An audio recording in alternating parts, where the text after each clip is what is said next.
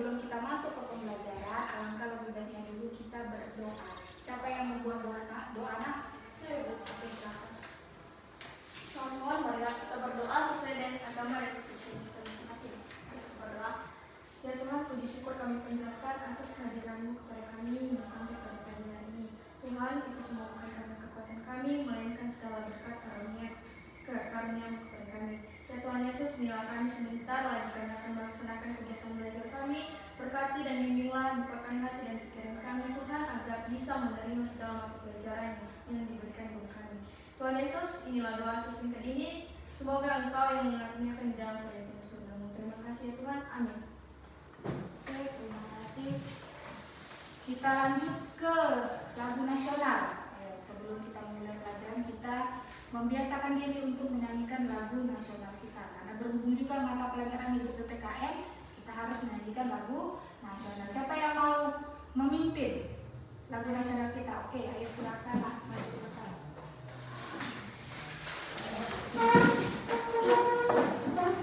Halo, halo Bandung. 3 ya. Halo, halo Bandung, ibu kota periangan. Halo, halo Bandung, kota kenang-kenangan. Sudah lama beta tidak berjumpa dengannya. Sekarang telah menjadi lautan api, mari berebut kembali.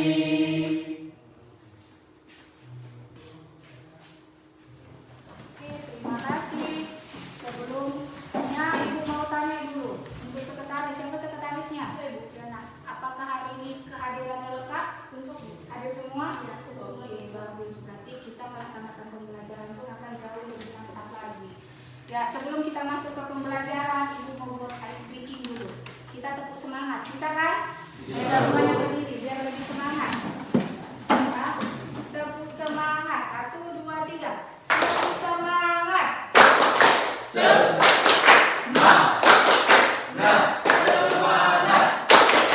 Oke, tepuk tangan buat Ibu. Nah, sebelum kita masuk ke materi kita, sebelum kita ini masuk ke materi baru, ini tetap ada hubungannya dengan materi kita yang lama. Siapa yang masih ingat materi kita minggu-minggu yang lalu? Iya.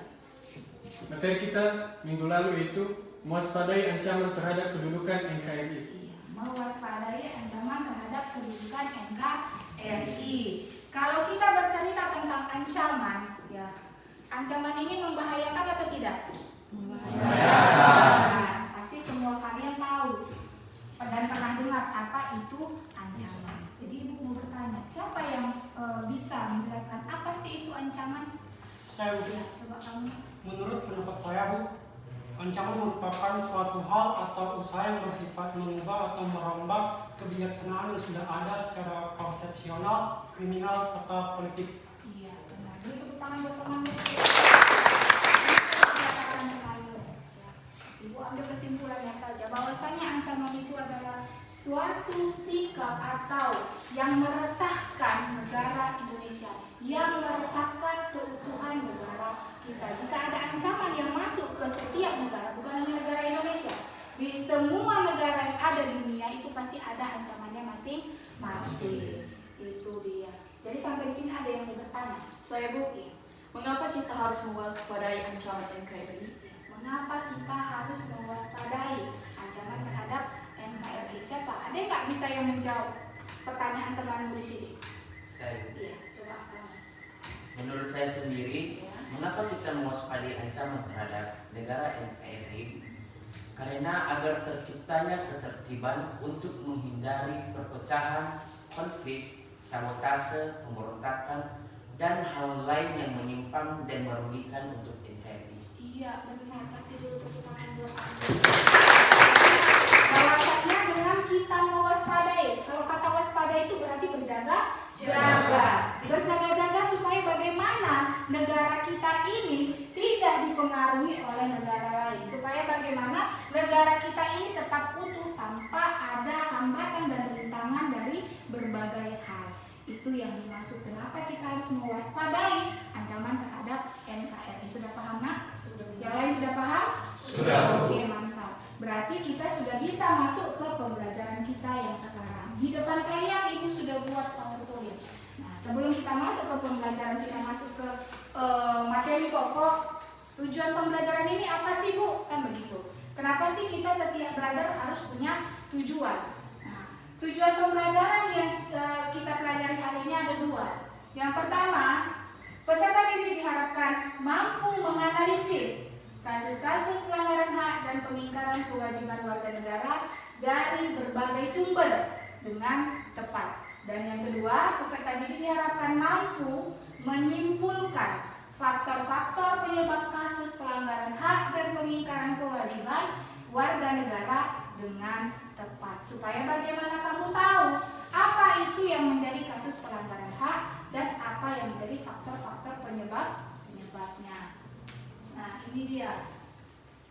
Ini materi kita tentang kasus-kasus pelanggaran hak dan pengingkaran kewajiban warga negara. Oke, kalau kita bercerita tentang kasus-kasus pelanggaran hak,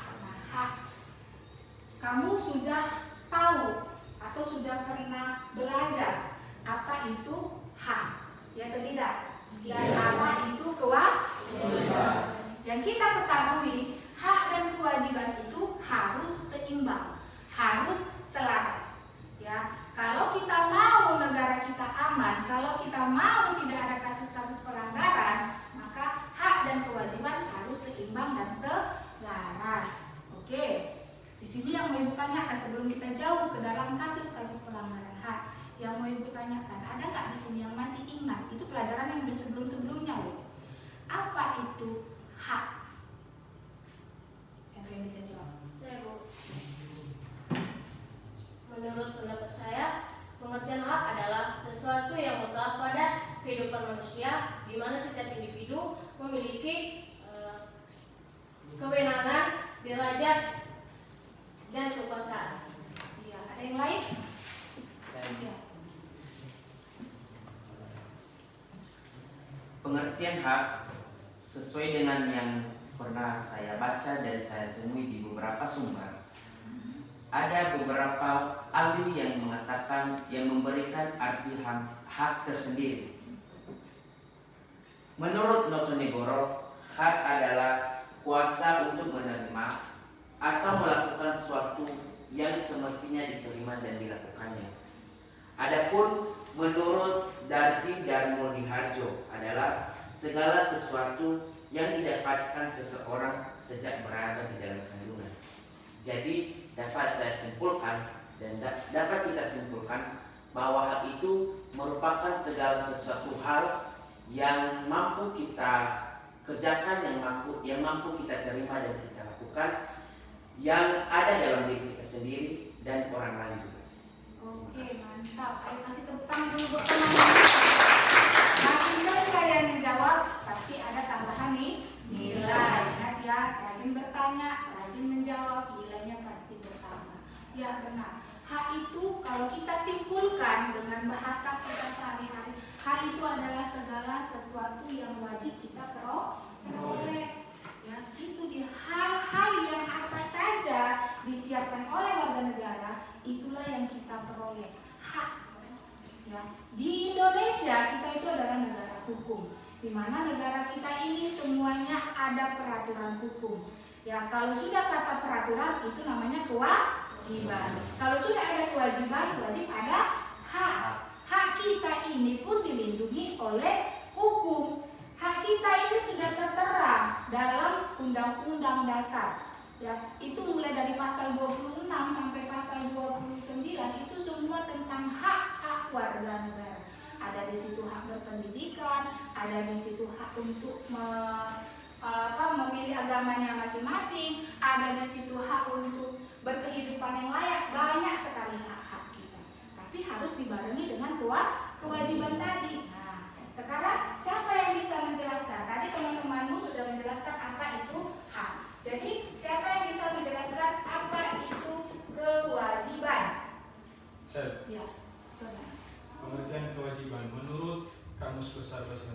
kewajiban merupakan sesuatu yang diwajibkan atau sesuatu yang harus dilaksanakan. Ya. Atau pengertian sederhananya, kewajiban merupakan hal yang harus dilakukan oleh pihak tertentu secara tanggung jawab.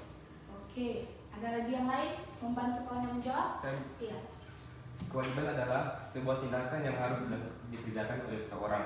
Tindakan yang dikerjakan tersebut merupakan bentuk dari penuh rasa tanggung jawab dari permasalahan yang sedang terjadi, baik secara hukum atau moral. Iya, kasih dulu tepuk tangan buat kamu.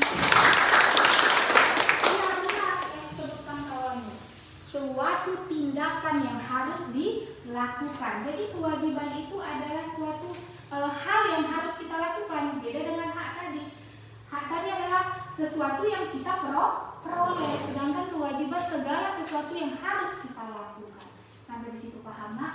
Oke. Jadi kalau kita sudah tahu hak, kita sudah tahu kewajiban. Nah, Bu, kenapa bisa terjadi kasus-kasus pelanggaran HAM? Pelanggaran hak dan pengingkaran kewajiban. Karena apa? Karena tiap-tiap warga negara kebanyakan tidak peduli, maunya haknya saja, maunya mendapatkan haknya saja, tetapi kewajibannya dilupakan. Makanya banyak terjadi kasus-kasus pelanggaran hak. Jadi jangan kamu berpikir kalau kita cerita kasus-kasus berarti itu sudah yang berat. Tidak. Hal kecil saja pun asalkan itu sudah melanggar hak, itu sudah dianggap kasus. Hal kecil saja pun kalau itu sudah dianggap mengingkari. Kalau mengingkari itu artinya apa? Tidak menepati janji. Kan itu kan? Sama seperti kamu berjanji. Kawan, nanti traktir kamu makan bakso ya. Kalau dana apa itu namanya? PIP ya? Nah, kalau PIP itu keluar, traktir kalian satu kelas makan bakso. Itu janji atau tidak? Janji. Tiba datang keluar PIP-nya. Nggak ditraktirnya kamu. Dia tepat janji atau tidak? Tidak. Dia ingkar janji. Sama juga dengan kewajiban. Kita negara Indonesia, seperti yang Ibu katakan tadi, kita adalah negara hukum. Kalau hukum itu adalah sebuah peraturan. Peraturan itu di mana harus ditaati dan dilakukan. Kalau sudah kata harus, berarti wajib. Nah, kita sudah harus melakukan itu. Berarti kita harus melakukan dan menaati semua peraturan yang ada. Tetapi kenyataannya banyak warga negara Indonesia mengingkari. Nggak penting itu kewajiban, yang penting hak. Ya atau tidak? Iya. Habis itu menuntut demonstrasi sana sini. Tanya dulu kewajibannya sudah dilakukan atau tidak? Pasti belum. Makanya haknya belum terpenuhi. Oke. Sebelum kita jauh masuk ke materi kita, nah ini masih materi pokok. Ibu mau bagi kelompok dulu, ya. Dengarkan namanya sesuai kelompoknya. Nanti kita akan melakukan diskusi. Kelompok pertama itu Albert, Dinva, Ardon, Fredin, dan Krisna. Sudah hadir? Sudah. Oke. Kelompok kedua Herman, Salmi, Febri, Agusman, Lestina Gule. Sudah kelihatan nampak kelompoknya? Sudah. Oke. Kelompok ketiga Soza, Yafa, Margaleta, Eriani, Yurifon. Sudah? Sudah. Ali Sadikin, kelompok yang terakhir Ali Sadikin, Yanuar, Aman, Lestina Mindrova, dan Elvin. Jadi itulah kelompok-kelompok nanti. Di mana kelompok ini, Ibu akan memberikan tayangan melalui PowerPoint dan video. Jadi kamu amati benar-benar, kamu pahami, kamu lihat, dan kamu dengar. Jadi jika ada yang kamu rasa penting, silakan kamu catat di buku catatanmu. Gunanya untuk apa? Untuk sebagai referensimu dalam melaksanakan diskusi nanti dengan temanmu. Paham ya? Jadi jangan bilang, beda ya yang dikasih ibu dengan yang ditayangkan. Tidak, tetap berhubungan. Tetap kita berarah pada kasus-kasus pelanggaran hak dan pengingkaran kewajiban. Makanya ibu bentuk kelompok, kamu akan melakukan diskusi. Paham sampai di situ? Paham. Oke.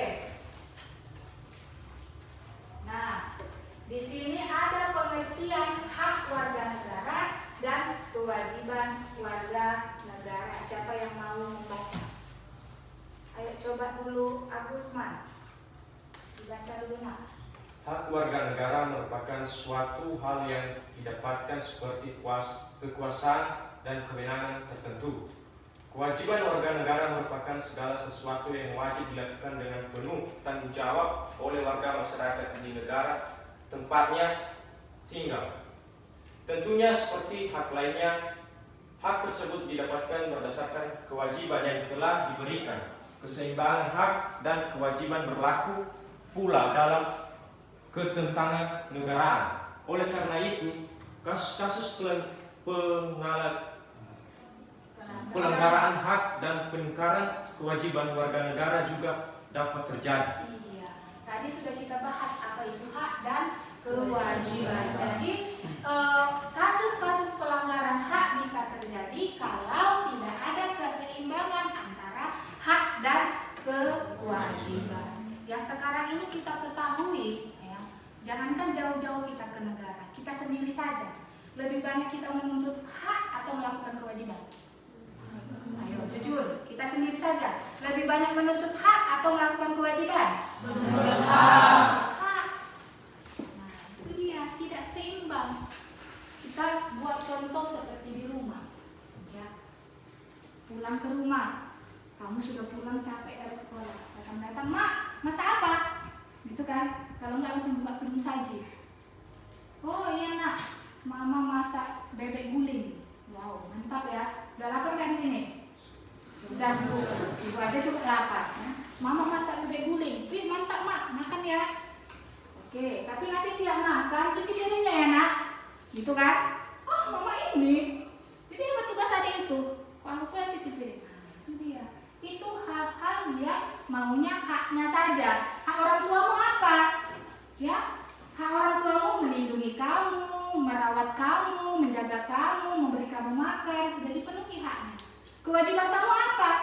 Ya membereskan rumah, membantu orang tua, ya atau tidak?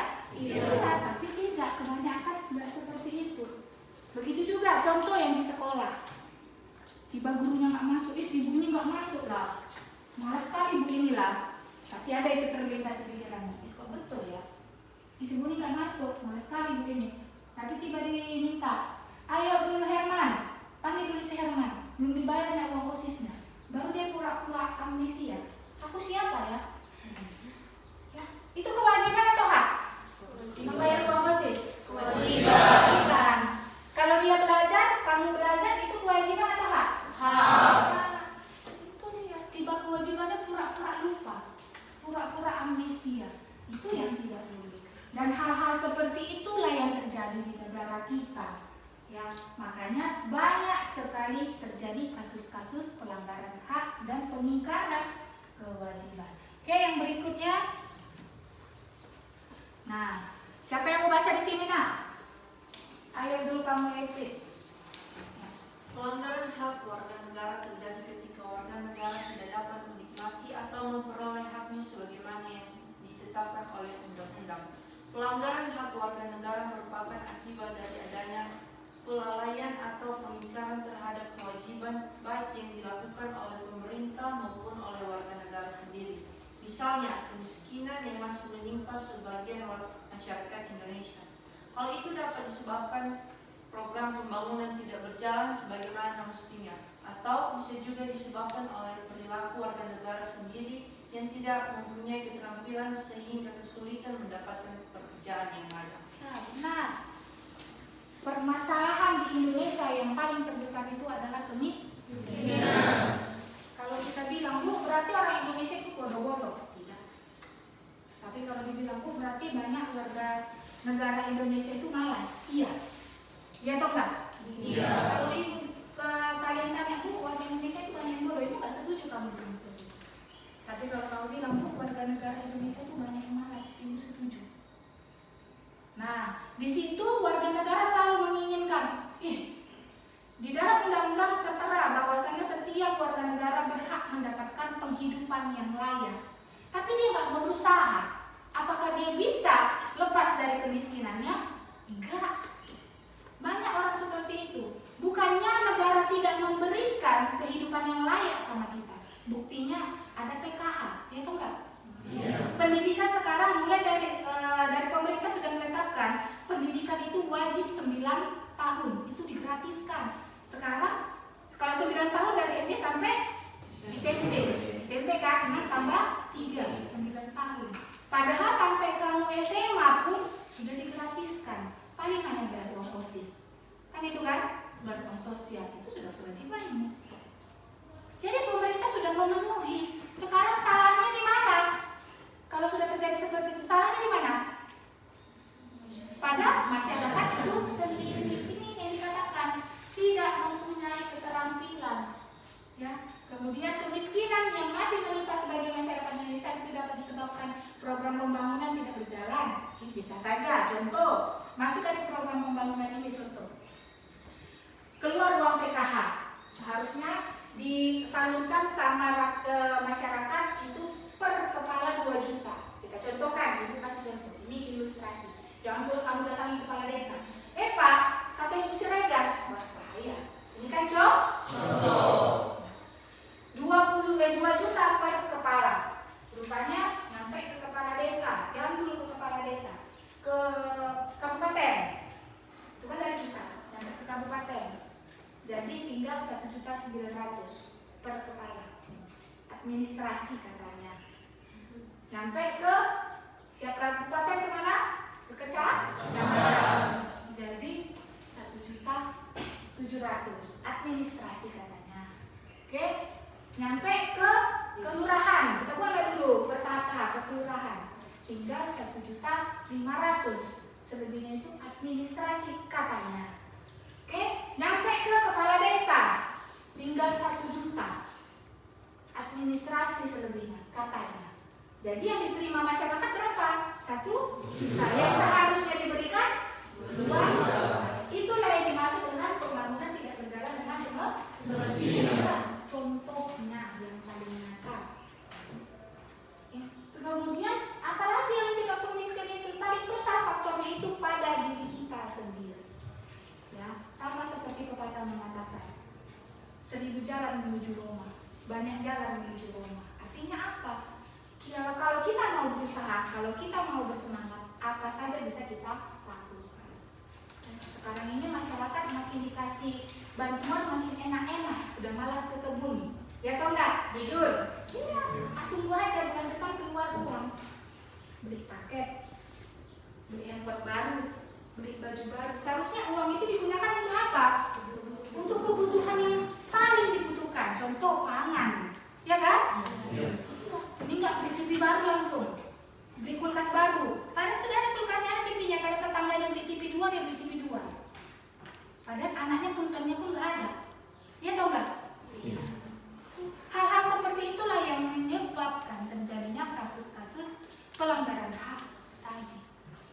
Ya, bahwasanya kita ketahui sudah jelas apapun hakmu itu dilindungi oleh negara. Ya, itu tercantum di dalam undang-undang dasar. Ya, sampai di sini paham nak? Paham. Ada yang mau bertanya sampai di sini? Saya Bu. Ya. Apa yang menjadi sebab timbulnya pelanggaran hak warga negara? Iya. Ada yang mau menjawab? Coba. Saya Bu. Iya. Menurut pendapat saya, timbulnya pelanggaran hak warga negara adalah itu karena sebagian warga negara masih belum menikmati haknya sebagai warga negara dan juga kurangnya kesadaran berbangsa dan bernegara. Seperti yang Ibu jelaskan tadi, yang paling harus digarisbawahi kurangnya kesadaran. Kalau kesadaran kita, oh aku miskin, berarti aku harus bekerja keras. Bukan, oh aku miskin, akan dibantu pemerintah.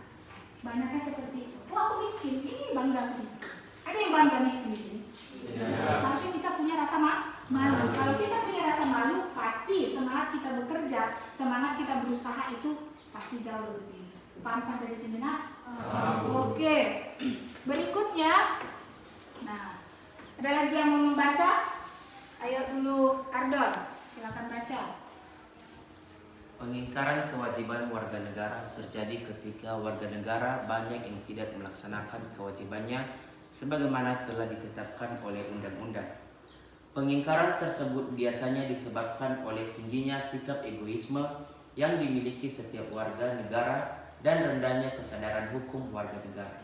Balik lagi kepada kesadaran. Jadi pelanggaran hak dengan pengingkaran kewajiban itu balik lagi ke kesadaran. Ingat, negara kita adalah negara hukum. Jadi segala suatu peraturan kita diwajibkan untuk mematuhinya tanpa mengenal si kaya atau si miskin, si sukses atau si tidak sukses, si normal atau tidak si normal, ya. Semua yang namanya warga negara Indonesia wajib mematuhi peraturan. Tetapi kenyataannya bagaimana? Malahan dibilang, Bu, peraturan itu dibuat untuk dilanggar. Pernah nggak dengar gitu? Pernah, Bu, dan saya juga pernah lakukan, Bu, pasti gitu. Alah, masuk setengah 8 bisa gitu, jam 8 masuk. Kan sudah ngutip sangka. Itu langsung diingkarinya peraturan itu. Dianggapnya peraturan itu ecek-ecek, main-main. Nah, itu yang salah. Makanya intinya kasus pelanggaran hak dan kasus pengingkaran kewajiban itu terjadi paling besar karena kurangnya kesadaran warga negara. Oke, ada lagi yang mau bertanya sampai di sini? Kalau tidak ada, kita masuk ke dalam faktor-faktor penyebab terjadinya. Jadi segala sesuatu yang terjadi, kasus-kasus itu pasti punya faktor. Sama seperti kamu pingsan di sekolah, pasti ditanya, udah sarapan belum? Belum. Jadi penyebabnya apa? Tidak sarapan. Pasti ada penyebabnya, pasti ada faktor. Begitu juga dengan kasus pelanggaran hak dan pengingkaran kewajiban. Yang pertama, ya, sikap egois. Yang kedua, rendahnya kesadaran. Nah, tadi Bu jelaskan kesadaran. Bukan berarti, Bu, berarti warga negara Indonesia pingsan. Bukan. Ketidakmautahuannya, ya, ketidakpeduliannya, itu yang masuknya dari kata kesadaran. Yang ketiga, sikap tidak toleran. Toleran dengan toleransi itu sama. Yang keempat, penyalahgunaan kekuasaan. Yang kelima, ketidaktegasan aparat penegak hukum. Dan yang terakhir, penyalahgunaan teknologi. Jadi inilah kira-kira, sebenarnya faktornya masih banyak, tapi kita ambil 6 saja. Ya. Inilah dia yang menjadi faktor-faktor penyebab terjadinya pelanggaran hak dan pengingkaran kewajiban. Oke, sampai di sini ada yang mau bertanya? Bu, ya. Dari yang Ibu jelaskan, adanya pelanggaran hak yaitu karena kurangnya sikap toleran. Ya. Pertanyaan saya, bagaimana contoh dari kurangnya sikap toleransi?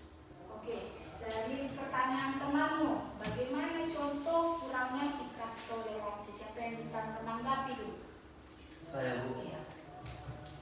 Kurangnya sikap tidak toleran itu sepertinya kurangnya kesadaran untuk mengenali dirinya sendiri atau introspeksi diri, dan kurangnya menghargai dan menghormati perbedaan kebudayaan seperti etnis, gender, dan lain sebagainya. Ya, kasih dulu tepuk tangan buat yang menjawab. Benar, pintar-pintar Anda Ibu semuanya. Ya, jadi sikap tidak toleran, tidak toleransi. Toleransi itu yang kita ketahui saling tolong menolong. Apalagi toleransi itu? Saling harga menghargai. Jadi sekarang ini banyak warga negara Indonesia tingkat ini toleran dengan sikap egois itu berhubungan. Ya, cuek, mementingkan diri sendiri, egois. Jadi lebih dia mementingkan diri sendiri. Jadi kawannya mau jungkir balik pun di situ, mau ngapain pun kawan di situ dia nggak peduli. Ya, nggak ada rasa saling harga menghargai lagi. Ya, nggak ada rasa saling peduli lagi, saling tolong menolong lagi, dan hal-hal seperti itulah yang menjadi ya penyebab pelanggaran hak tadi. Ya, contoh, ini ada suatu perusahaan, kita buat ada suatu perusahaan.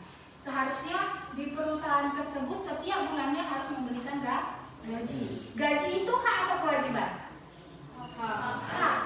Hak dari pegawai perusahaan tersebut. Ya. Kalau gaji itu menjadi hak atau kewajiban bagi yang punya perusahaan, tadi gaji menjadi hak untuk pegawainya. Jadi gaji ini hak atau kewajiban untuk yang punya perusahaan? Kewajiban. Ya. Hak dia sudah didapatnya. Ya. Hak dia sudah didapatnya. Apa haknya? Pegawainya bekerja dengan baik, perusahaannya maju, itu hak dia. Jadi kewajiban dia apa? Menggaji pegawainya. Begitu juga dengan pegawainya. Ya, hak dia adalah banyak sekarang ini, ya, itu juga ada hubungannya dengan penyalahgunaan kekuasaan. Ini berhubungan semua. Banyak yang sekarang ini terjadi. Petinggi-petinggi atau kepala-kepala perusahaan itu yang dipentingkannya pegawainya harus kerja 24 jam, tapi gajinya ditunda-tunda. Apakah bisa pekerjaannya itu berjalan dengan baik? Kalau haknya tidak terpenuhi, itu tidak saling menghargai.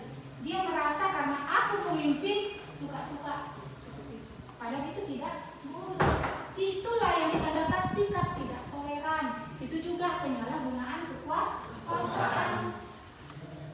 Sama seperti kasus yang baru-baru ini terjadi. Siapa yang paling viral sekarang?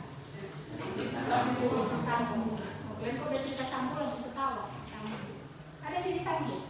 Tidak. Ada yang mau jadi Sambo? Jangan ya, mahal.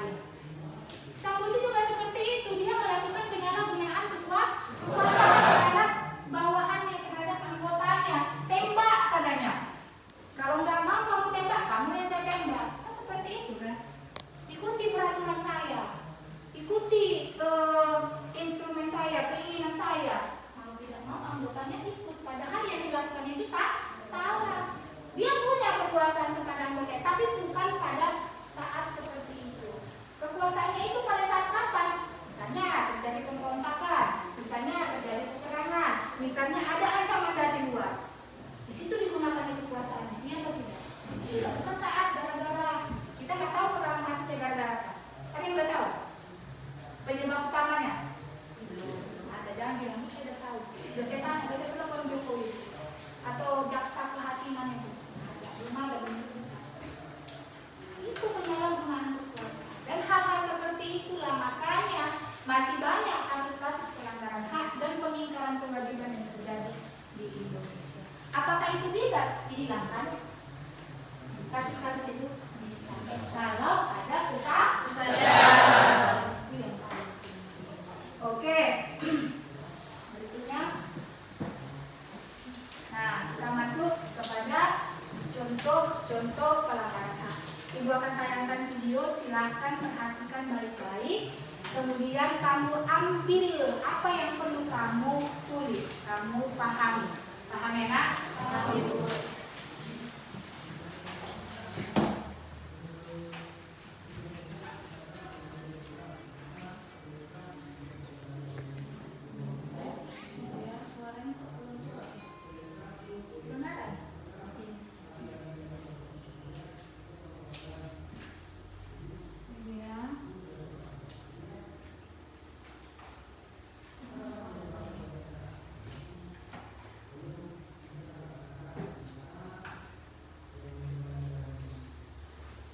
Ya, kita lihat saja ya nak.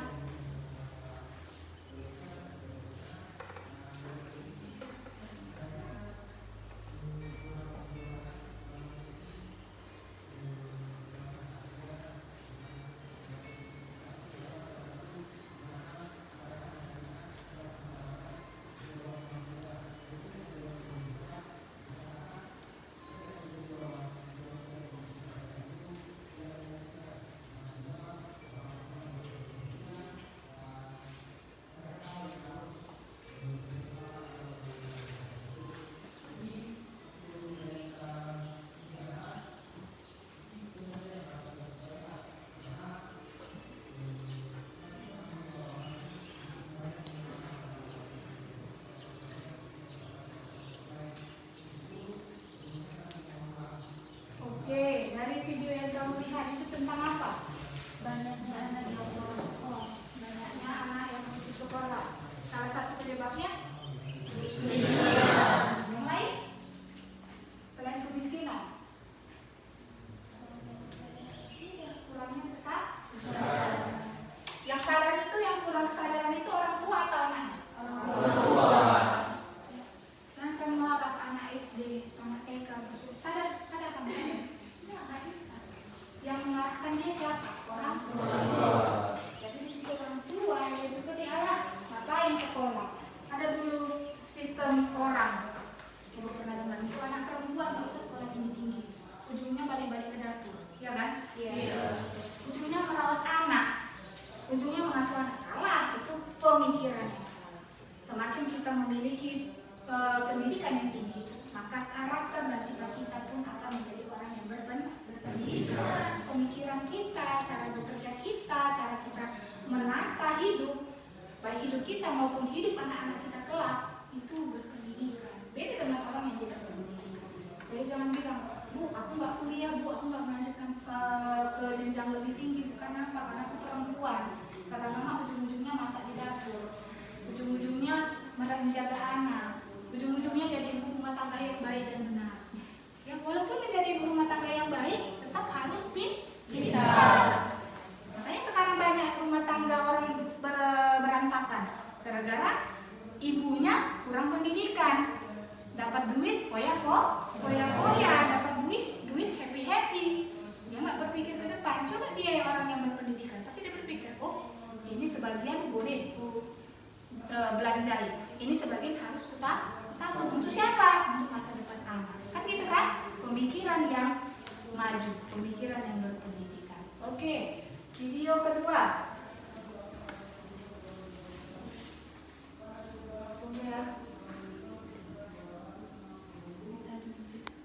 Oke, video keduanya.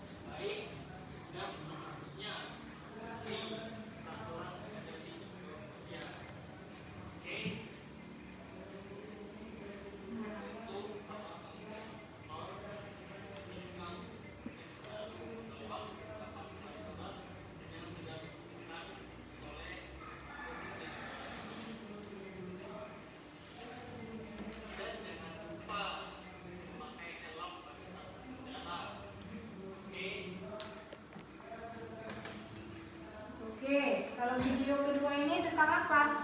Tidak memenuhi kewajiban lalu lintas. Peraturan lalu lintas. Beda ya dengan video pertama. Dari video pertama tentang apa tadi? Anak-anak yang kurang pendidikan. Banyak anak-anak Indonesia yang belum mendapatkan pendidikan. Yang kedua, peraturan lalu lintas. Dari kedua video tadi, apakah itu videonya merupakan kasus yang sama? Tidak. Yang mana yang merupakan kasus pelanggaran? Yang pertama tentang pendidikan. Lalu kalau video yang kedua tentang apa? Kewajiban kita sebagai warga negara untuk mematuhi peraturan lalu lintas. Banyak nggak yang melakukan seperti video tadi? Banyak. Makanya kalau orang tua ke pesta, yes, ya kan, yes, bebas. Kemana-mana nggak pernah. Siapa di sini yang pernah pakai helm? Bu, di Rahewa ini nggak pernah razia, jadi nggak perlu helm. Itu perkataan yang benar atau salah? Salah. Sama yang kayak Pak Polisi tadi bilang, walaupun Pak Polisinya miring-miring badannya, mau dekat, mau jauh harus pakai helm. Helm itu gunanya untuk siapa? Untuk pemerintah atau untuk kita? Untuk kita. Keuntungannya untuk pemerintah atau untuk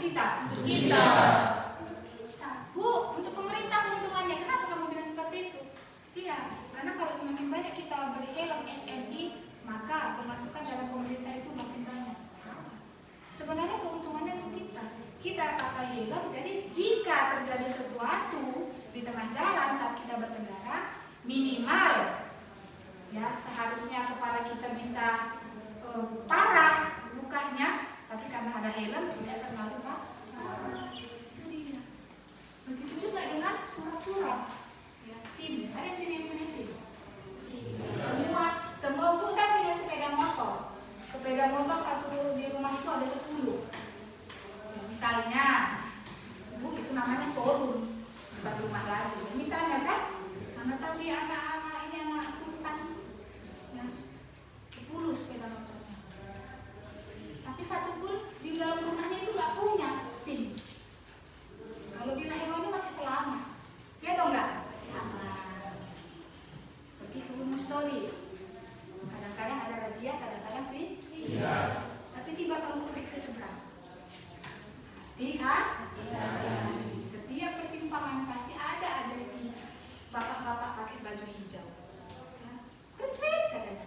Bukan kamu di Perli, bukan kamu di taksir, tapi kamu di tilang. Kalau kegeeran, ini kamu di Perli polisi. Bukan, kamu mau di tilang. Itu yang menyebabkan pengingkaran. Udah dibilang, patuhi lalu lintas, pakai helm saat berkendara, bawa surat-surat saat berkendara, bukan surat cinta ya, tapi surat berkendara. Salah satunya adalah STNK, itu menyatakan itu sepeda motor kita, dan SIM menyatakan bahwa kita diperboleh membawa sepeda motor. Sudah berhak, sudah layak. Tuh, gunanya apa? Itu sebenarnya untuk keuntungan diri kita sendiri. Kemudian harus mematuhi rambu-rambu peraturan lalu lintas.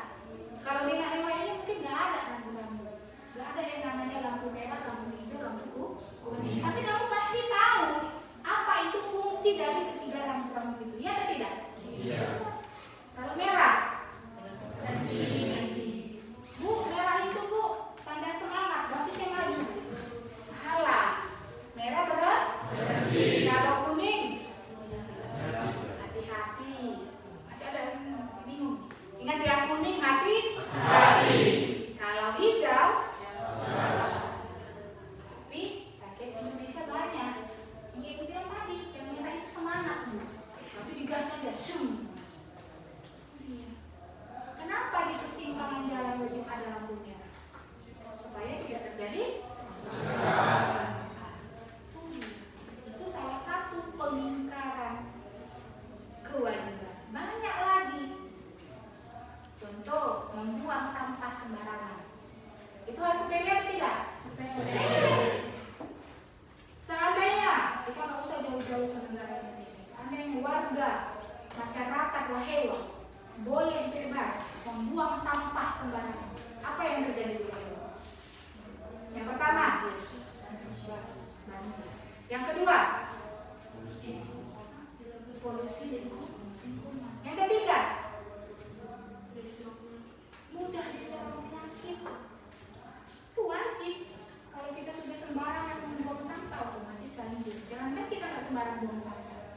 Kalau udah hujan aja terus kita kena banjir, itu tidak. Iya. Kemudian, jangankan nggak sembarang membuang sampah, sering kita kena diare, demam, flu, batuk, apalagi sempat di mana-mana ada sampah. Penyakit itu akan datang. Kewajiban kita di situ apa? Kenapa itu dikatakan kewajiban? Dan keuntungannya untuk siapa? Untuk diri kita sendiri dan keluarga kita dan masyarakat. Ya, itu dia kewajiban kita itu untuk menjaga kebersihan, kelestarian lingkungan kita, daerah kita, wilayah kita. Itu kewajiban. Padahal kalau kita ingat sepele, membuang sampah. Makanya selalu ingatkan sama kamu di dalam kelas itu jangan ada sampah. Ayo perhatikan dulu semua. Ada nggak sampah di sekitaran? Ayo, semua jangan lihat sampah orang. Sampahmu lihat, ada nggak? Tidak. Berarti di kelas ini anak-anak itu mantap, ya, bersih-bersih semuanya. Benar nggak itu? Benar. Apalagi contoh kewajiban? Membayar pajak. Pajak itu keuntungannya sebenarnya untuk siapa? Untuk kita juga. Jangan bilang biar menggaji presiden, biar menggaji menteri. Salah. Keuntungannya untuk pembangunan fasilitas negara.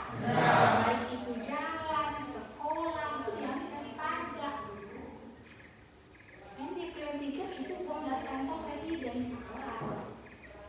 Jadi setiap orang wajib membayar pajak. Sekarang ini kalau kita beli segala sesuatu ada pajaknya, ya atau enggak?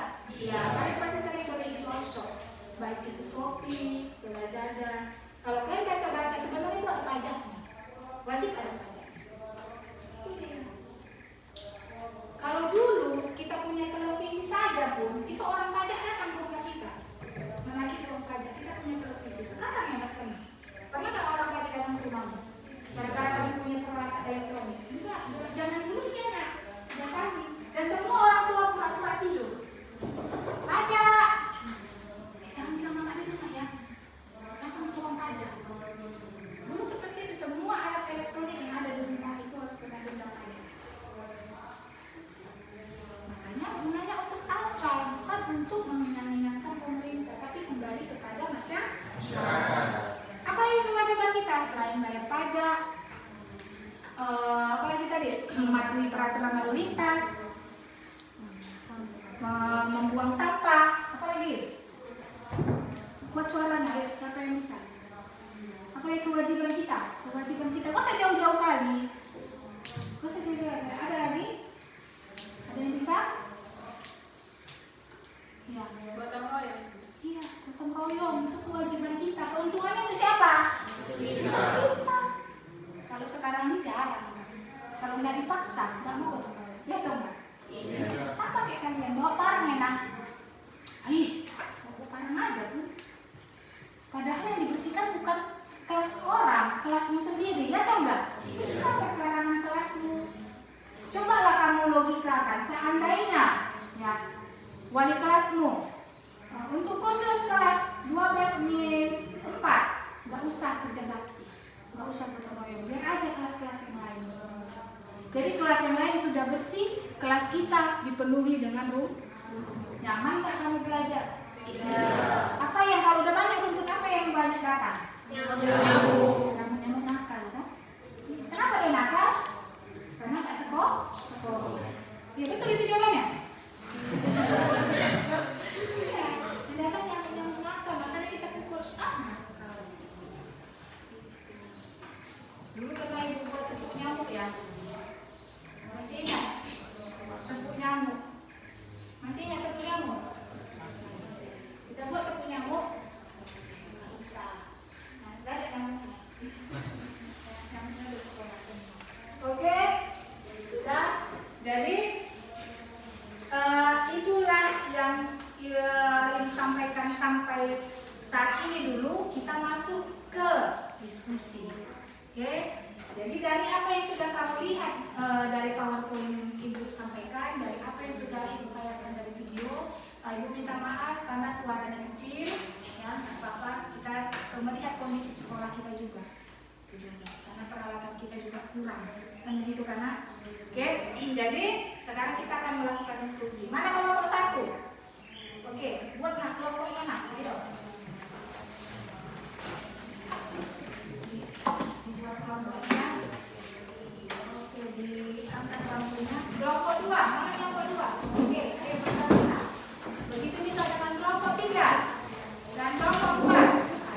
Silakan bergabung kelompoknya masing-masing.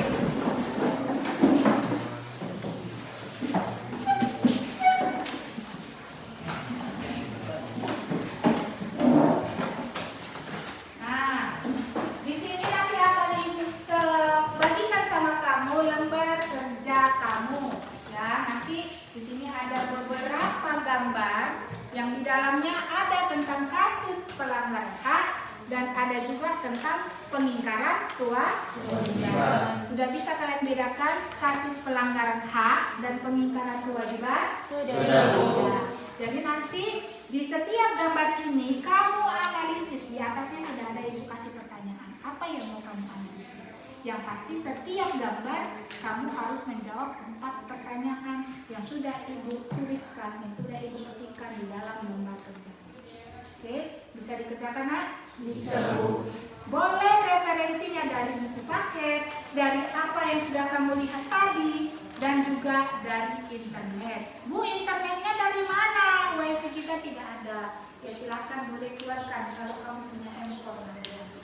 silakan tanya on Google. Tapi kalau bisa jangan semuanya tanya on Google. Ya, tanya dulu pada diri sendiri, tanya dulu sama keluarga. Bisa nak? Bisa, Bu. Oke. Waktu yang Ibu berikan kurang lebih 15 menit untuk kamu berdiskusi. Buat tugas nama kelompoknya. Ya, kelompok berapa? Kelompok 1, kelompok 1. Boleh juga dibuat, Bu, siapa dulu buat nama. Kelompok Malampir boleh. Kelompok Cibi-Cibi boleh. Kelompok gangster boleh. Ya, yang penting nama anggota kelompoknya tertera di situ. Oke? Bisa dipahami? Bisa, Bu. Ada pertanyaan dari untuk diskusi kita? Ada yang mau bertanya untuk diskusi kita? Oke, kalau tidak ada silahkan berdiskusi. Waktu kurang lebih 15 menit ya, Nak.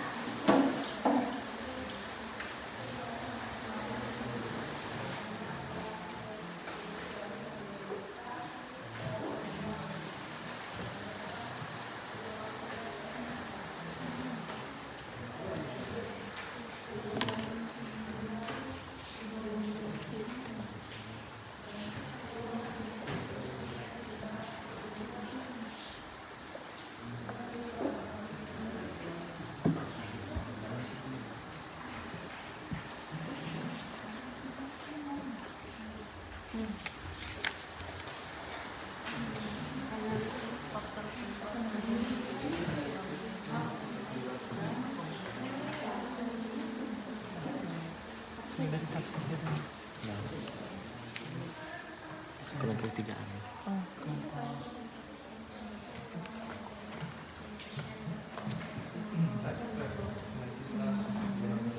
Kan lebih tepat, lebih bagus. Tinggal kebas. Coba kita analisis gambar yang pertama, gambar yang ini sama gambar yang ini, berpatokan kita sama pertanyaannya yang ini. Kita analisis masing-masing gambar. Jadi ini ada gambar yang pertama, kayaknya anak-anak yang terlalu kayak ada pemulung itu ya, yang murung itu ya.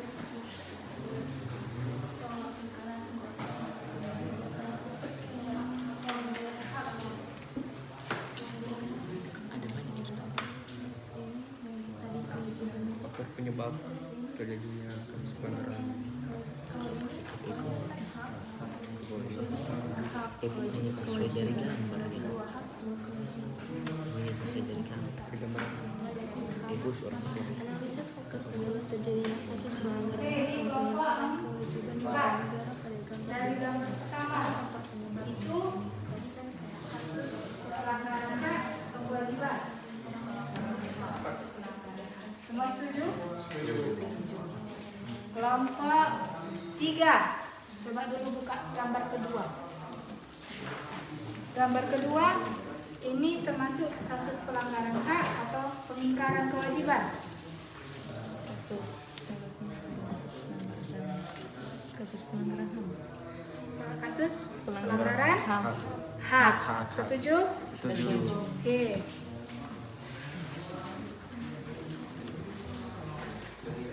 Kelompok 3. Kelompok 2.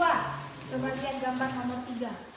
Nah, itu kasus apa? Pelanggaran hak atau kewajiban? Kewajiban. Kewajiban. Ya, kelompok 1. Itu kasus pelanggaran hak atau pengingkaran kewajiban? Pengingkaran kewajiban. Sudah paham ya? Oke, silakan. Silakan kalau ada yang mau bertanya, ada kesulitan, silakan tanyakan sampai sini.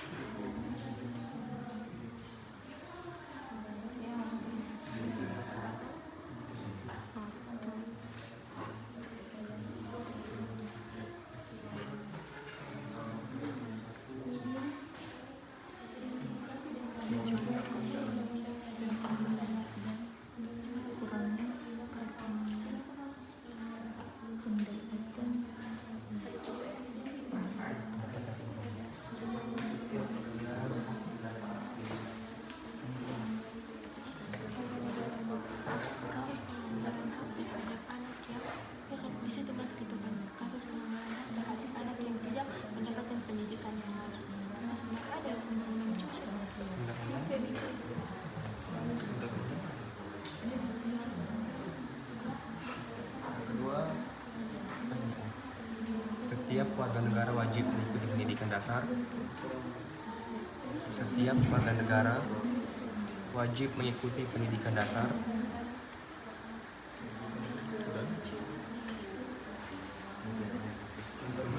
Mengikuti pendidikan dasar.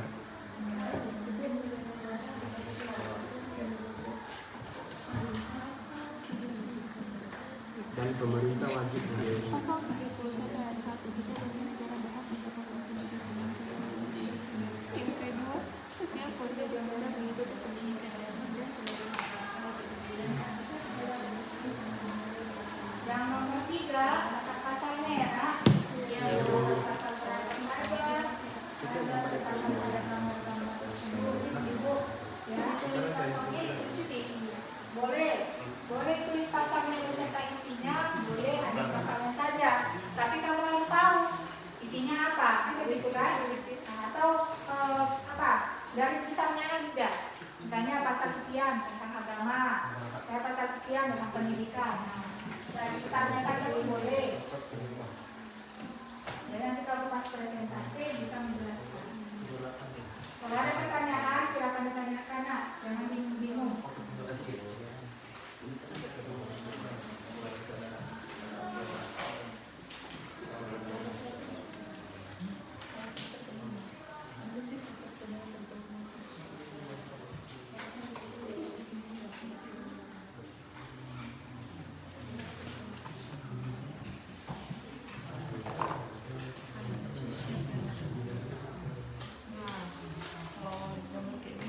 Yang harus bertanggung jawab orang tua kan, karena orang tuanya tidak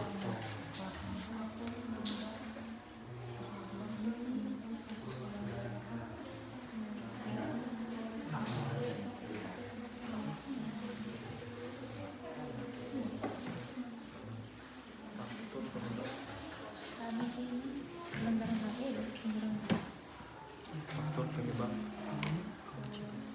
terjadinya dari Tolak kekerasan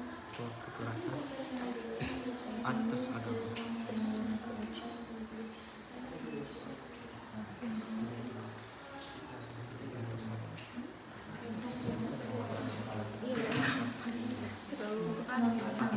Yang kedua, tolak kekerasan atas nama agama. Ini kan masuk dalam hak. Terus apa yang pertamanya?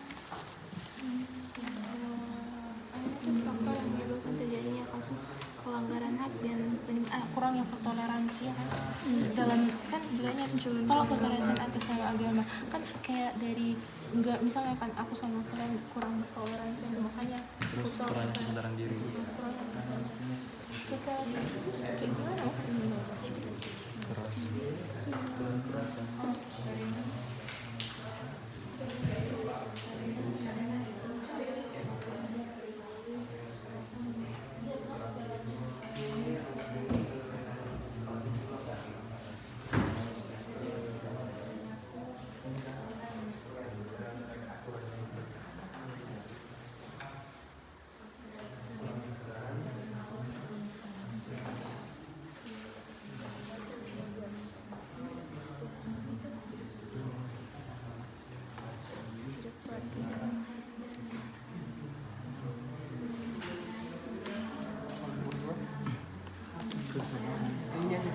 Kurang kesadaran berbangsa dan bernegara.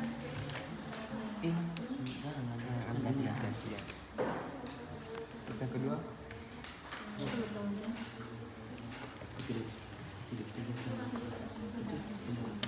yang tanggung jawab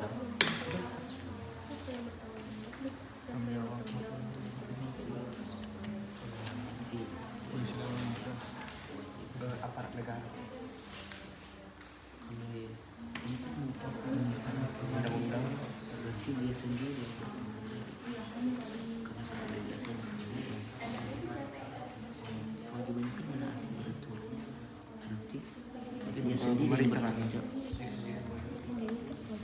Iya dia kan melanggar kewajiban. Oh, berarti dia sendiri yang bertanggung jawab dari sendiri. Undang-undang tentang peraturan lalu lintas, Undang-Undang nomor 22 tahun 2000, nomor 22 tahun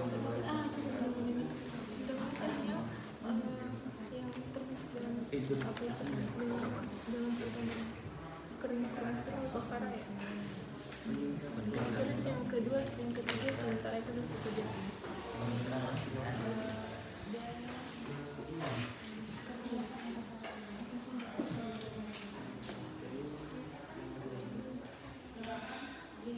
Gampang mengerjakannya.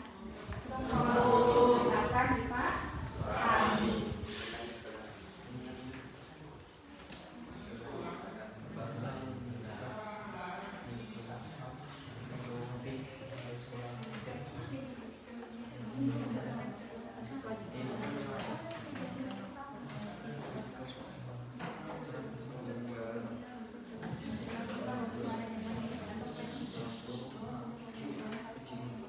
Oke, waktunya tinggal 5 menit lagi ya. Nah, kita akan besen kasih.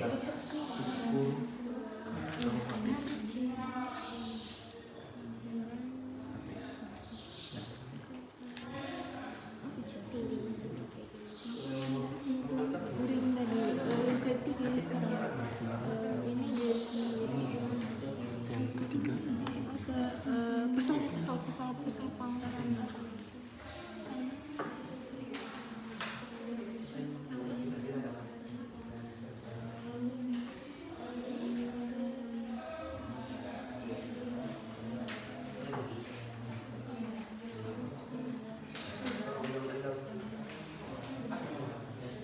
Kalian harus bisa memecahkan masalah dari gambar itu. Itu intinya. Apa yang menjadi faktor dari gambar itu terjadi? Dan nama pembenaran yang benar. Undang-Undang Nomor 24 Tahun 2009 tentang bendera, bahasa dan negara serta nama kebangsaan. 9. Ini pengingkaran kewajiban. Pengingkaran kewajiban. Ya. Tahun berapa itu? 2009. Oke. Siap.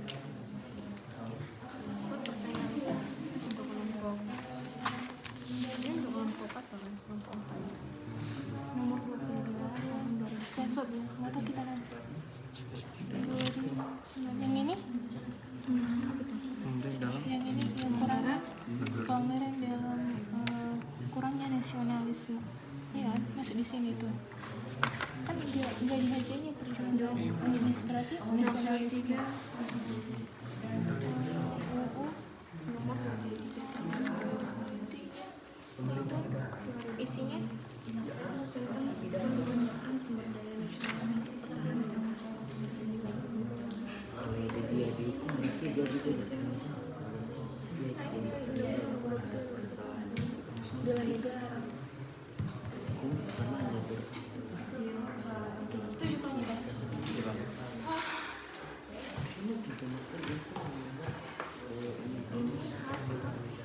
Kewajiban. Ini dari orang tua, ada dari pemerintah, dari diri sendiri, dan diri sendiri.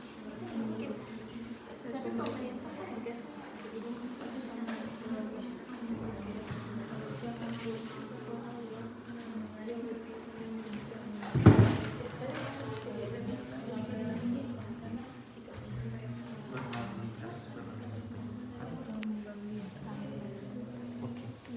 Nomor 4. Hatikan kita kan membakar bendera merah putih. Jadi Satu lagi, Bu. Oke, kalau sudah bisa, kita akan kita diskusi presentasinya sebentar saja. Dengarkan dulu semua. Sudah, dengarkan dulu lah. Halo Evin, antusias ini terlalu bersemangat. Kasih dulu tepuk tangan buat oke, biar semangat, biar lebih masuk lagi pelajaran itu dalam pikiran kita. Jadi nanti yang pertama maju itu kelompok 1. Setiap kelompok setiap ada yang maju di depan hanya diberi kesempatan memberi 2 pertanyaan saja dari beda kelompok. Paham nggak? Oke, kita persilahkan dulu kelompok 1 yang maju semuanya mendengarkan. Kasih dulu tepuk tangan buat kelompok 1.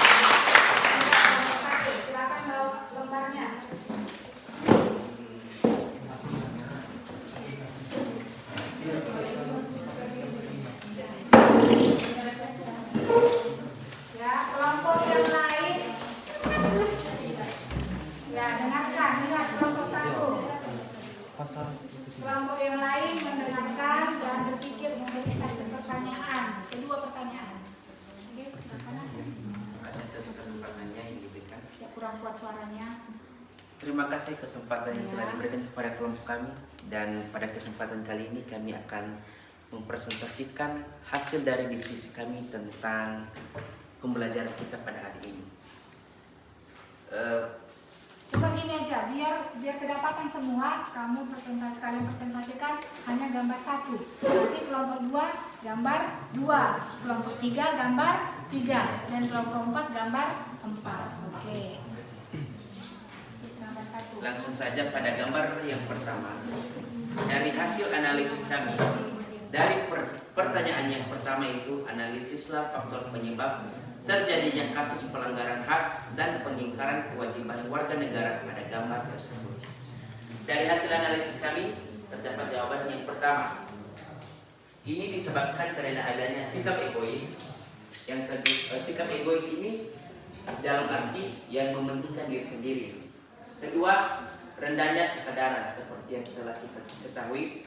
Dan yang ketiga adalah kemiskinan.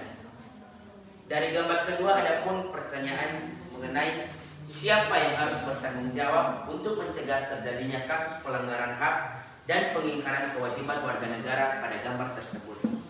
Menurut kami, yang bertanggung jawab atas hal itu adalah pemerintah dan juga orang tua.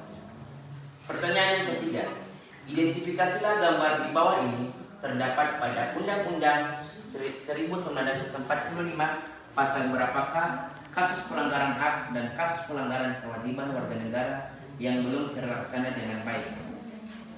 Dalam gambar tersebut, pasal yang terkait adalah pasal 31 Undang-Undang Dasar 1945 yang dimana isinya itu setiap warga negara berhak mendapatkan pendidikan dan juga setiap warga negara wajib mengikuti pendidikan dasar dan pemerintah wajib membiayainya. Pertanyaan yang keempat yaitu setiap gambar yang ada di bawah ini merupakan contoh kasus dari pelanggaran hak dan pengingkaran janji.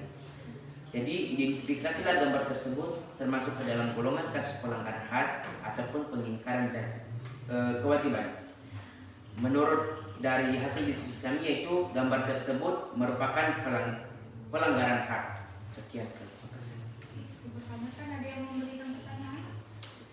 Silakan tanya. Jika ada yang kurang dimengerti atau pertanyaan, kami persilakan.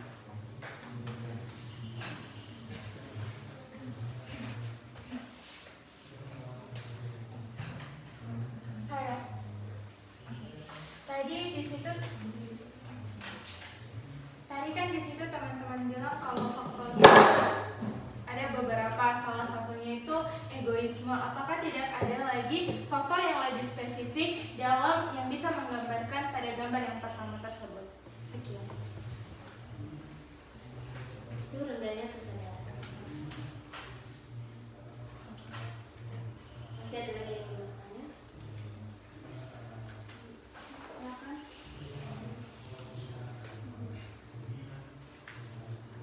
Satu pertanyaan lagi, ayo Mak.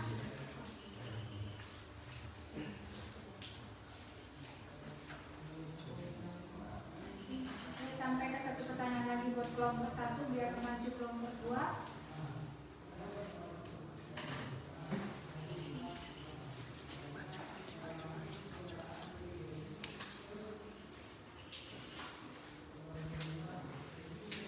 Ada?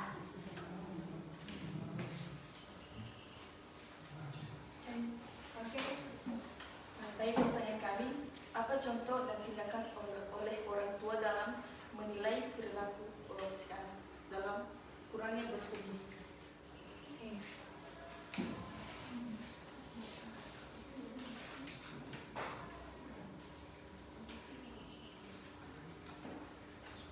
Baik, tindakan orang tua itu mencukupi segala kebutuhan si anak sehingga si anak bisa mengenyam pendidikan dengan nyaman.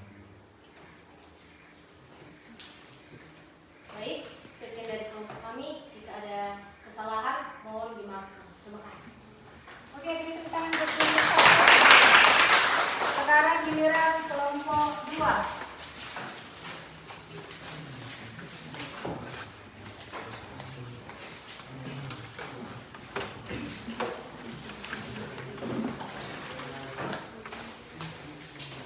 Nah,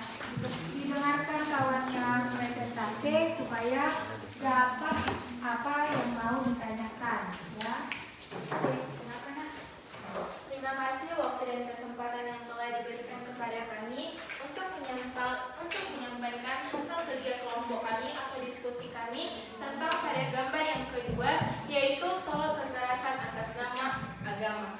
Yang pertama di situ, kalau teman-teman lihat dari soalnya, apa faktor penyebab terjadinya kasus pelanggaran hak dalam gambar tersebut? Yaitu faktornya yang bisa kami simpulkan dalam gambar tersebut adalah egoisme dan kurangnya toleransi terhadap agama lain. Yang kedua, siapa yang harus bertanggung jawab terhadap terjadinya kasus pelanggaran hak tersebut? Yaitu bisa dari diri sendiri, karena dari diri sendiri itu adalah faktor yang mempengaruhi terjadinya hal-hal yang tidak diinginkan. Baru yang ketiga, apa pasal yang terdapat dalam gambar tersebut, yaitu pasal 29 ayat 1 tentang negara berdasarkan atas ketuhanan yang Maha Esa. Dan yang keempat, gambar yang di bawah ini merupakan kasus dari contoh pelanggaran apa, yaitu pelanggaran HAM. Sekian dari kami, jika ada pertanyaan dari teman-teman dipersilakan.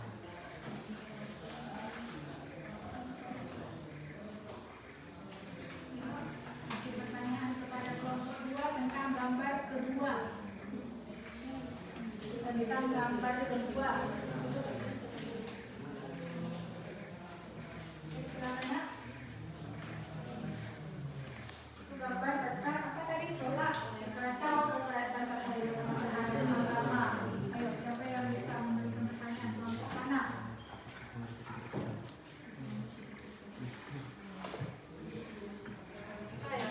Oke, bisa dijelaskan apa saja yang contoh dari tolak kekerasan atas nama agama ini? Apa saja yang sudah pernah dilakukan dan bagaimana? Oke, begini, kami akan menjawabnya. Jika ada kesalahan nanti mohon dimaklumi. Contohnya itu bisa kita lihat dari teman kita sesama kita. Misalnya kayak aku sama ini, jadi kayak nggak menghargai agamanya itu, melakukan kekerasan yang kayak menghina, kayak bilang apaan agamamu lebih benar agamaku daripada agamamu. Bisa dilihat dari hal-hal kecil tersebut. Oke, berikutnya.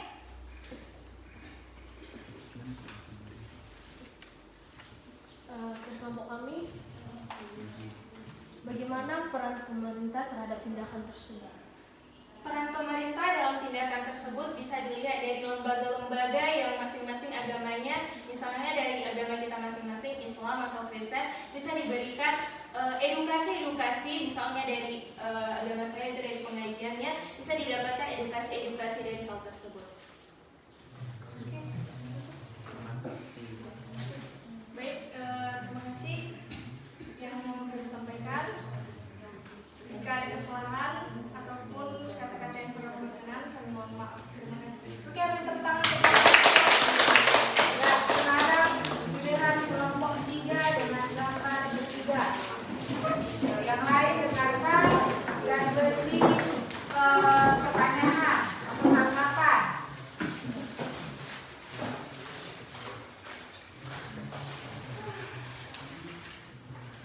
Baik, terima kasih kesempatan yang telah diberikan kepada kami.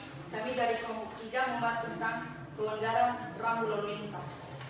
Pertanyaan pertama, analisis faktor penyebab terjadinya kasus pelanggaran hak dan pengingkaran kewajiban warga negara pada gambar tersebut.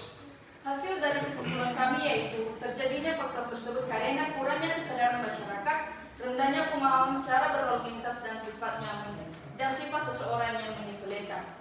Yang kedua, analisis siapa yang harus bertanggung jawab untuk mencegah terjadinya kasus pelanggaran hak dan pengingkaran kewajiban warga negara pada gambar tersebut. Menurut kami yaitu polisi lalu lintas. Pertanyaan ketiga, identifikasilah gambar di bawah ini terdapat pada Undang-Undang Dasar 1945 pasal berapakah kasus pelanggaran hak dan kasus pelanggaran kewajiban warga negara yang belum terlaksana dengan baik.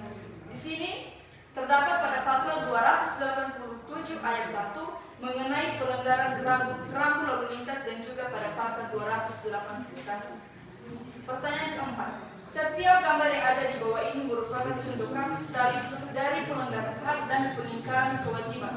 Sekarang kalian identifikasi gambar-gambar tersebut termasuk ke dalam golongan kasus pelanggaran hak atau kasus pengingkaran kewajiban warga negara. Menurut kami gambar tersebut termasuk dalam pelanggaran kewajiban. Jadi jika ada pertanyaan dari teman-teman, kami berikan waktu dan kesempatan. Oke, pertanyaan? Kami dari kelompok 2. Oke. Pertanyaannya, mengapa harus polisi yang bertanggung jawab dalam kasus tersebut? Ya, langsung saja karena polisi adalah tugas seorang polisi adalah mengamankan. Mengamankan itu ya seorang polisi itu harus bertanggung jawab apakah masyarakatnya telah melakukan atau telah melaksanakan ketertiban. Karena polisi itu membahas tentang masyarakat. Ia membahas tentang melindungi masyarakat dan oleh sebab itu polisilah yang harus mengambil tindakan oleh seorang masyarakat yang melanggar hukum yang telah ditetapkan oleh pemerintah. Apakah tidak ada faktor yang orang yang lain yang bisa bertanggung jawab? Apakah hanya polisi? Bukannya ada faktor lain yang bisa bertanggung jawab terhadap hal itu? Bisa dijelaskan?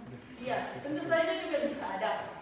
Namun secara singkatnya yaitu di sekitar kita ini dikelilingi oleh polisi.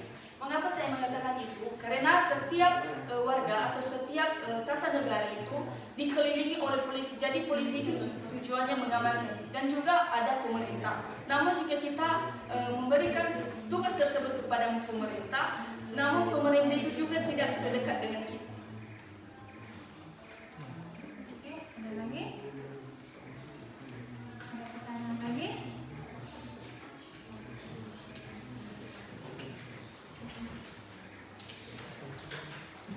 Pada kelompok 1 pada gambar nomor 3 itu kami ingin bertanya, tindakan yang seperti ini apa masih ada? Tindakan seperti apa? Melanggar peraturan lalu lintas. Iya, masih ada. Padahal kan udah ada pasalnya. Kenapa masih ada yang masih melanggar? Padahal udah ada pasalnya.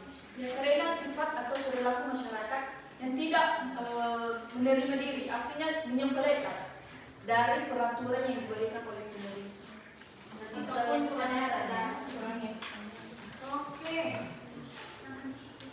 Baik, sekian dari presentasi kelompok kami. Jika ada yang kurang yang berkenan di hati kawan-kawan, mohon dimaafkan. Terima kasih. Beri tepuk tangan. Terakhir kelompok 4 dengan gambar yang terakhir dibuat.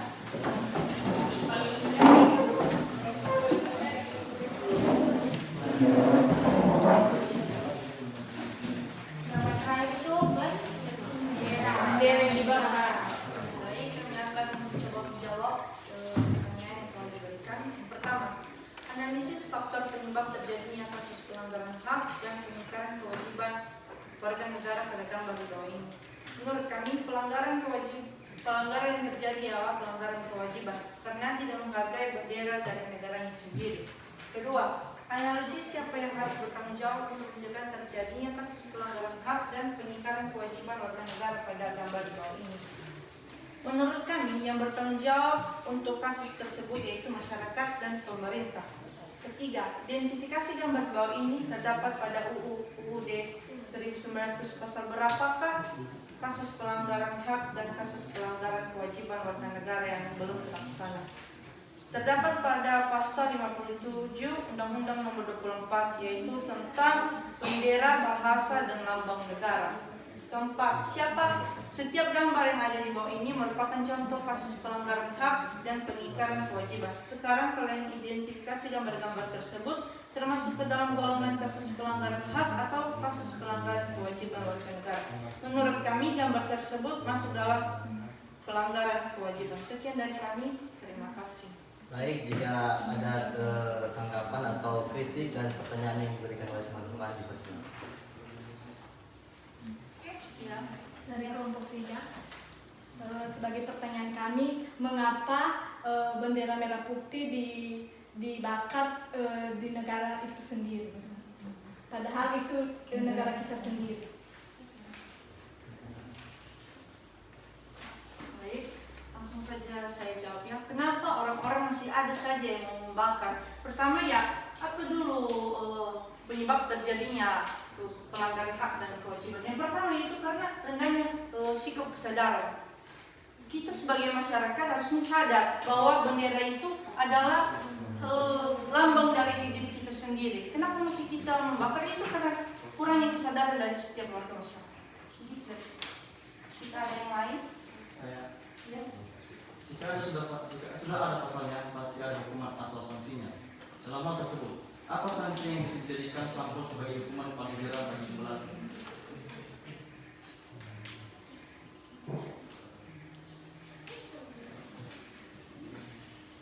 Dan untuk sanksinya itu pasti harus dibahas dulu, harus ditentukan mulai dari mana, seberapa besar, dan bagaimana saja dulu letak kesalahannya. Jadi untuk sanksinya dilihat dari undang-undang mana, kembali lagi harus dilakukan pembahasan dulu agar tidak mengurangi dari hak masyarakat yang telah melanggar. Sekian dan terima kasih.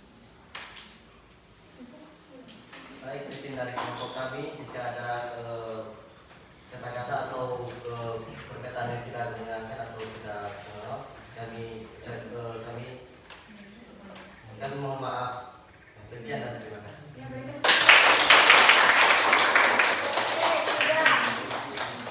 Hasil presentasi dari hasil diskusinya sudah matang. Silakan kembali oleh teman-temannya. Perwakilan guru silakan mengatakan lembaga berjalan cepat. Silakan mengumpulkan laporan kerjanya.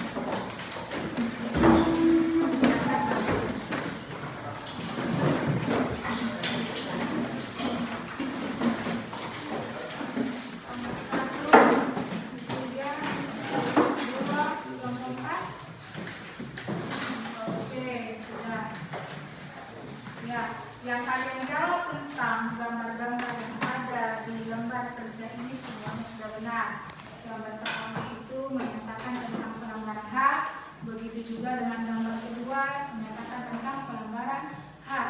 Begitu dengan gambar ketiga itu adalah gambar tentang pengingkaran kewajiban, dan yang keempat juga pengingkaran kewajiban. Kalau faktor-faktornya kamu sudah paham semua, kan? Jadi dari gambar-gambar yang kalian dapat itu, kalian bisa membedakan mana yang menjadi kasus pelanggaran hak yang seharusnya diperoleh setiap warga negara, mana yang menjadi pengingkaran kewajiban yang seharusnya menjadi yang harus dilakukan oleh masyarakat. Oke, sampai di sini ada pertanyaan lagi, nak? Oke, kalau tidak ada, kita ambil kesimpulan dulu dari pembelajaran yang telah kita pelajari tentang kasus-kasus pelanggaran hak dan pengingkaran kewajiban. Sebelum ibu simpulkan, siapa yang mau menyimpulkan hasil dari pembelajaran kita hari ini, nak? Saya. Oke, silakan. Sami. Dalam materi kita ini, pelanggaran dan pengingkaran kewajiban ini sudah dijelaskan lebih spesifik oleh Ibu, dan saran dan tambahan materi dari teman-teman juga sudah lebih jelas. Jadi saya di sini hanya menyampaikan saja. Menurut saya di sini, pelaksanaan dan pemenuhan hak dan kewajiban keduanya harus ada keseimbangan di antara keduanya. Apa arti keseimbangan di antara keduanya ini? Keseimbangannya adalah seimbang sehingga kehidupan bermasyarakat dan bernegara tetap akan selalu harmonis dan nyaman. Seimbang artinya bahwa kewajiban harus dilaksanakan dengan penuh tanggung jawab agar hak sebagai warga negara bisa dituntut untuk dipenuhi. Artinya kewajiban lebih dahulu, baru nanti warga negara tersebut akan mendapatkan haknya. Hak adalah segala sesuatu yang didapatkan setelah melakukan kewajiban. Lalu kewajiban adalah segala sesuatu yang kita lakukan dengan penuh tanggung jawab. Contoh itu tadi mungkin seperti yang sudah kita kerjakan, atau yang lebih spesifiknya itu adalah hak dalam pendidikan, kesehatan, persamaan, perlindungan, dan hak kewarganegaraan. Dan contoh kewajibannya itu adalah salah satunya adalah gotong royong. Sekian yang dapat saya simpulkan. Oke, kasih dulu tepuk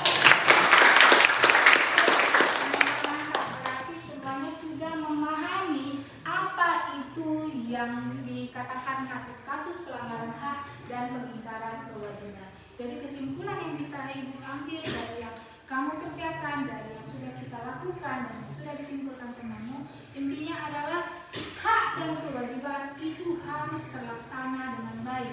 Hak dan kewajiban harus terlaksana dengan seimbang. Supaya apa? Supaya kasus-kasus pelanggaran hak dan pengingkaran kewajiban itu bisa berkurang atau bisa tidak ada lagi. Nah, kalau setiap masyarakat memiliki kesadaran pada dirinya sendiri untuk menghargai, untuk melaksanakan, untuk memenuhi hak dan kewajibannya masing-masing dan menghargai juga hak dan kewajiban orang lain. Jadi itu kesimpulannya. Jadi tidak boleh berat sebelah. Hak dan kewajiban harus sama-sama seimbang supaya kita bisa hidup seimbang juga, supaya kehidupan kita juga bisa selaras, supaya kehidupan kita bisa berjalan dengan baik. Di mana kehidupan kita bisa berjalan dengan baik jika hak dan kewajiban kita sudah terlaksana. Maka kasus-kasus pelanggaran hak ini, ya kalau sebenarnya setiap manusia sudah menanamkan pada dirinya sikap toleransi, sikap kesadaran tadi, maka kasus-kasus ini ya sebenarnya bisa hilang, bisa tidak ada lagi di Indonesia. Kalau semua warga negara Indonesia punya kesadaran. Jadi untuk menumbuhkan kesadaran itu kembali kepada diri kita masing-masing. Kita dulu menyadari apa hak kita dan apa kewajiban kita, baru kita bisa mengingatkan teman, kawan, keluarga, masyarakat. Tapi kita perbaiki. Kita sadarkan dulu diri kita. Jangan kebanyakan kita sekarang ini menyadarkan orang dulu, padahal kita sendiri belum sadar. Ya, atas tingkah laku kita itu nggak akan bisa sejalan, nggak akan bisa selaras. Ya, kita tanamkan kesadaran pada diri kita sendiri, sikap saling menghormati, menghargai, barulah kita bisa mengajari, mengayomi, mengajak orang lain melakukan seperti itu. Supaya apa? Kasus-kasus ini bisa berkurang, minimal berkurang. Paham sampai di sini? Paham. Oke, jadi sampai di sini dulu materi kita untuk kasus-kasus pelanggaran hak dan pengingkaran kewajiban. Minggu depan kita masih masuk lagi, masih tentang materi pokok kita tentang kasus-kasus pelanggaran hak. Yang sekarang ini kita pelajari apa-apa saja kasusnya, kan begitu? Apa-apa saja Pak? Faktornya. Jadi tujuan pembelajaran kita tadi sudah tercapai. Kamu mampu menyimpulkan kan apa yang menjadi faktor pelanggaran hak. Kemudian kamu bisa menganalisis yang mana kasus pelanggaran hak dan yang mana pengingkaran kewajiban. Paham semuanya? Oke, minggu depan kita akan masuk dengan subtema yang berbeda dengan kasus materi dengan materi pokok yang sama. Kita akan masuk ke upaya-upaya dan penanganan. Upaya-upaya dan penanganan kasus pelanggaran hak dan pengingkaran kewajiban. Ya, kalau sudah ada faktornya, sudah ada penyebabnya, sudah ada kasusnya, wajib harus ada penyelesaian biar semuanya terselesaikan. Jadi tugasmu di rumah, tugasmu di rumah ini masih tugas kelompok. Kita akan membuat yang namanya proyek keluarga negaraan, ya. Judulnya Mari Meneliti. Jadi kamu setiap kelompok harus memilih, nanti ada di bukumu, harus memilih subtema atau topik yang mau kamu ambil, baru kamu bahas, kamu buat menjadi satu makalah.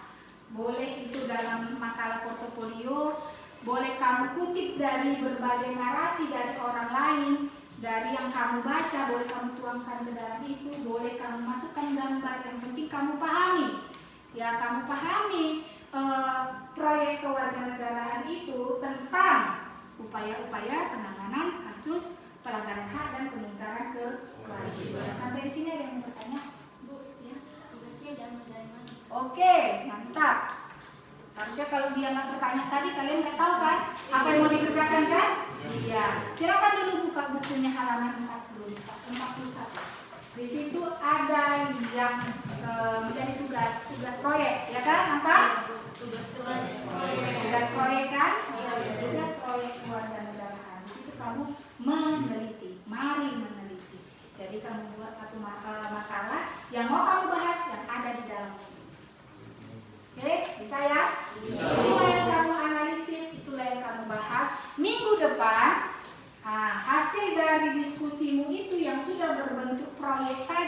Yang sudah ada hasilnya tadi kamu diskusikan. Ya, kamu diskusikan, kamu presentasikan di depan. Jadi nanti kawanmu bisa memberi pertanyaan. Dari situ kamu harus sudah paham apa yang kamu sampaikan nanti. Karena waktunya 1 minggu, ya kan? Ibu kasih waktu proyek keluarga negara ini 1 minggu. Jadi kamu harus sudah paham di situ. Paham semua, nak? Paham. Ada lagi pertanyaan? Sudah? Sudah mengerti ya? Sudah tercapai ya tujuan pembelajaran kita ya? Sudah. Oke. Sebelum kita menutup pembelajaran, kita tepuk semangat lagi. Ya, ayo semua berdiri.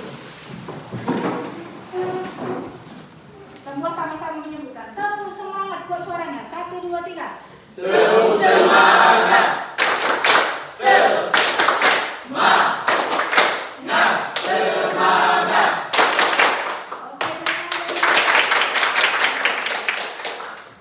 Oke, sudah. Ya, tadi di awal kita buka dengan doa dan di akhir pembelajaran kita juga harus tutup dengan doa. Oke, siapa yang mau buat doa? Saya. Teman-teman, sebelum kita akhiri pembelajaran kita, mari kita bersatu dalam doa sesuai yang telah kita percayakan doa dengan. Ya Allah, terima kasih atas berkat dan anugerah yang telah Kau berikan kepada kami. Dari mulai hingga akhir kami akhiri pembelajaran kami, Kau telah datang di tengah kami, Kau telah buka akal dan pikiran kami, Kau telah buka akal dan pikiran kami, dan semua mata pelajaran yang diberikan oleh ibu guru kami, tanamkanlah di hati kami agar kami dapat menjadi bekal dalam kehidupan kami sehari-hari. Yang hanya bersikap ini yang jauh dari kesempurnaan, kiranya anak apa yang menyempurnakannya di atas kerajaan surga. Amin. Oke, terima kasih. Ingat, siapa yang rajin bertanya, nilainya mantap. Siapa yang rajin menjawab, nilainya mantap. Bu, ibu ini ngancam nilai. Ya, iya, kan di situ kelihatan kamu aktif atau tidak? Iya. Ibu berharap minggu depan kita lebih aktif lagi. Oke, kita akhiri pelajaran kita. Selamat siang semuanya, nak.